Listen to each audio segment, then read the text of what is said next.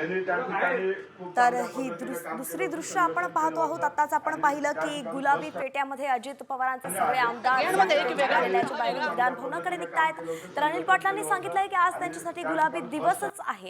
तर ही दुसरी दृश्य आपण पाहतोय। या दृश्यातही आमदार नवनिर्वाचित आमदार आपल्याला तर हा विजय एक मोठा मानला जातो आहे आणि आपण पाहतो आहोत की हे सगळेच आमदार जे ते आता विधान भवनाच्या दिशेने रवाना झालेले आहेत।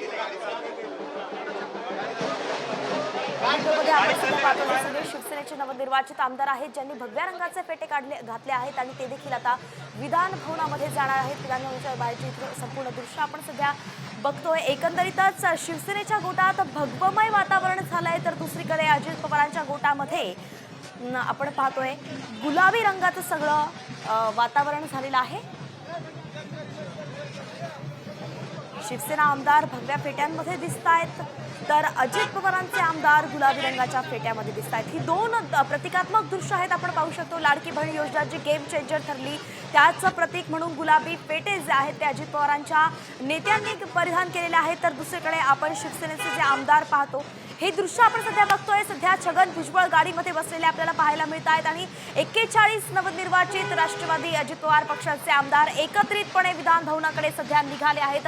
महिला आमदार सुद्धा आपण पाहिल्या थोड्या वेळापूर्वी सना मलिक यांच्याशी आमच्या प्रतिनिधी रुपाली बडवे यांनी बातचीत केली आणि त्यावेळी सुद्धा त्यांनी आत्मविश्वास जो आहे तो व्यक्त केलेला आहे। लाडकी बहीण योजना गेम चेंजर ठरली आणि त्यामुळेच आज आमच्या राष्ट्रवादीच्या गोटामध्ये गुलाबी दिवस असल्याचं त्या म्हणाल्यात। अनिल पाटील सुद्धा हेच म्हणाले आणि त्यानंतर दुसरी विंडो आपण बघतोय जिथे शिंदे सेनेचे आमदार आपल्याला दिसत आहेत, भगव्या फेट्यात ते दिसत आहेत।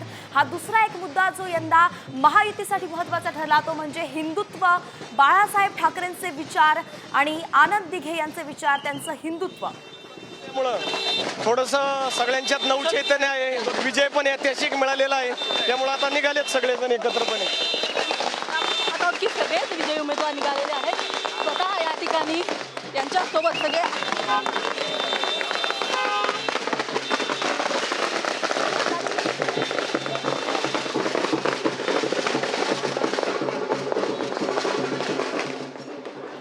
तर आपण पाहिलं की महायुती सरकारसाठी आज अत्यंत महत्त्वाचा दिवस आहे, कारण की अत्यंत मोठ्या ऐतिहासिक अशा विजयानंतर 288 आमदार आपण पाहतोय जे आज विधान भवनात जाऊन शपथ घेणार आहेत। यामध्ये राष्ट्रवादी अजित पवार यांच्या पक्षाचे 41 आहेत, तर शिंदे सेनेचे 57 आमदार आहेत आणि भाजपचे 132 आमदार, असे एकूण 230चा आकडा जो आहे तो यावेळी महायुतीनं गाठला आणि या सगळ्या आमदारांचा आज शपथविधी होणार आहे। प्रत्येकच पक्षाच्या गोटामध्ये अत्यंत उत्साह आपल्याला पाहायला मिळतोय। अजित पवारांच्या इथे वातावरण गुलाबीमय झालं आहे, तर शिंदे सेनेच्या इथे भगवमय वातावरण झालेलं आहे। हे दोन महत्त्वाचे मुद्दे जे दादाच्या सोबतीवर असल्यामुळं सगळं स्वप्न काय सूचना दिली, चांगल्या पद्धतीचं काम करायचं एवढ्याच सूचना दादांनी दिलेल्या आहेत। सगळ्यांना सूचना दिलेल्या आहेत की चांगलं काम करा अशा पद्धतीच्या सूचना दिलेल्या आहेत। यासोबतच आपण बघतो की अनेक सगळे आमदार या ठिकाणी आहेत, त्या सगळ्या आमदारांशी बोलण्याचा प्रयत्न आपण करणार आहोत। या ठिकाणी नितीन पवार आहेत, राजू नवघरे आहेत। नितीन दादा, काय वाटतं आज डोक्यावरती गुलाबी फेट आहे?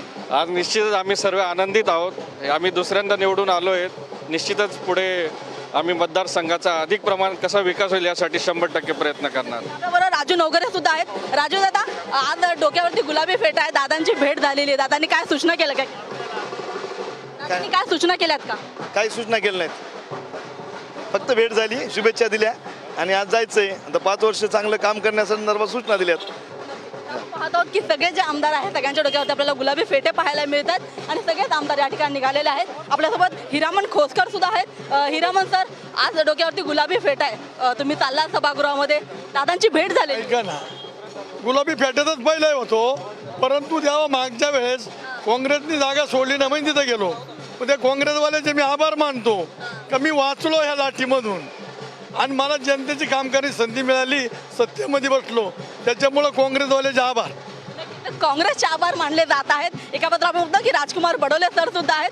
तर आज खरं तर राष्ट्रवादीकडून तुम्ही निवडणूक जिंकलेल्या आहात, राष्ट्रवादीच्या चिन्हावरती निवडणूक जिंकलेल्या आहात, डोक्यावरती गुलाबी फेटा सुद्धा आहे। आज काय सभागृहात जाणार आहात, पहिला दिवस असणार आहे? नक्कीच सभागृहात जायचा आनंद आहे। मागच्या 5 वर्षामध्ये सभागृहात नव्हतो, पण आता पहिल्यांदा सभागृहात जातोय आणि त्याचा अत्यंत आनंद आहे। या ठिकाणी राष्ट्रवादी काँग्रेस पक्षानं मला या ठिकाणी उमेदवारी दिली आणि मी निवडून पण आलो, त्याबद्दल महायुतीचा आणि राष्ट्रवादी काँग्रेस पक्षाचा मनापासून आभार मानतो. मंत्रिपदाची चर्चा होते आणि तुमचं नाव त्या शर्यतीमध्ये आहे.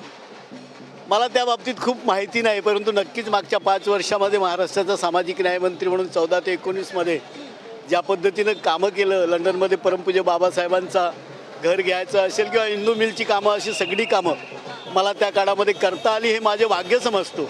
आणि नक्की यावेळेस एक संधी मिळाली तर त्या संधीचं सोनं करण्याचा माझा प्रयत्न राहील.